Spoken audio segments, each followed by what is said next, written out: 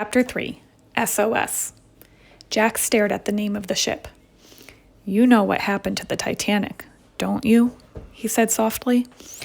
Annie nodded. "It hit an iceberg and sank," she said. "But I don't get it. I thought this ship was unsinkable." "That's what people thought when the Titanic was built," said Jack. "But they were wrong." Suddenly, steam gushed out of the ship's smokestacks. Then the engines cut off. The Titanic stopped moving.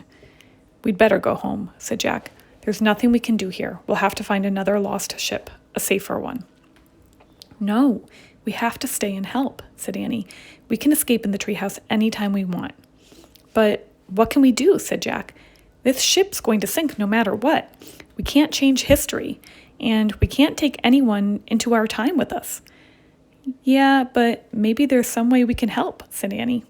"How?" said Jack. "I don't know," said Annie. "Let's look around." Holding Teddy, she disappeared down a small stairway. Jack followed her to a lower level. Annie put Teddy down on the deck. The dog sniffed the chunks of ice that had fallen off the iceberg. The ship seemed strangely empty. "Where is everyone?" Annie asked. "Maybe they're still asleep," said Jack. "They probably don't even know that the ship hit something." Annie and Jack started toward the front of the Titanic. "Come on, Teddy," said Annie. The little dog scampered after them. They passed the round windows of different rooms on the ship. Jack looked through them as they went by. He saw exercise bikes and rowing machines in one room. In another room, there were palm trees, bamboo chairs, and tables. Next, they passed a library filled with books. "This ship is like a town," said Jack. Near the end of the deck, they peeked through another round window. Inside a little room, a man was wearing earphones. Jack heard a clicking noise as the man tapped a lever on a black box. "What's he doing?" whispered Annie. Jack shrugged. Another man stood nearby. He had a white beard and wore a fancy uniform. "Send the international call for help," he ordered the man with headphones.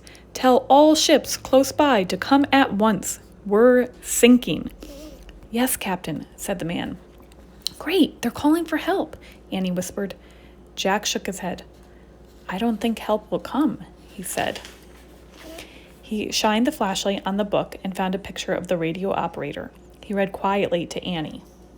"After the Titanic hit the iceberg at 11:40 p.m., the ship's radio operator sent out an SOS. An SOS is the International Distress Signal in Morse code. Unfortunately, the only ship near the Titanic had turned off its radio for the night. All the other ships who received the message were too far away to help. When the Titanic sank around 2:20 a.m., she was all alone." "That's terrible," said Annie. "I wonder what time it is now," said Jack. "I don't know," said Annie. Jack pulled out his notebook and wrote, "SOS sent out. Titanic sinks at 2:20 a.m. "He's leaving," whispered Annie. "Hide," whispered Jack. He and Annie moved quickly into the shadows. The captain stepped out onto the deck. "Tell the men to start loading the lifeboats now," the captain ordered a deckhand. "Yes, Captain," the man answered. The captain and the deckhand left. Annie turned to Jack. "At least that's good," she whispered. "Everyone can get into the lifeboats." "I don't think it's good enough," said Jack. He read from the book again. On the Titanic, there were 20 lifeboats. To save all the passengers, the ship needed twice as many. But with all the confusion on board, a number of the lifeboats were not even full when they left the ship. Many third-class passengers did not have a chance to get into any of the lifeboats because they were on the lower decks and didn't know where to go. Jack wrote in his notebook, "Need twice as many lifeboats." "Hey, I know what we can do to help," said Annie. "What?" asked Jack. "We can help someone find the lifeboats," she said. "You're right," said Jack. "With our book, we can find our way to a lower deck." He turned the page to a map of the ship. He and Annie studied it. "We'll start at the grand stairway," said Jack. He traced a path with his finger. "Then we'll go down to the third-class cabins this way." "Good plan," said Annie. Jack looked through the door.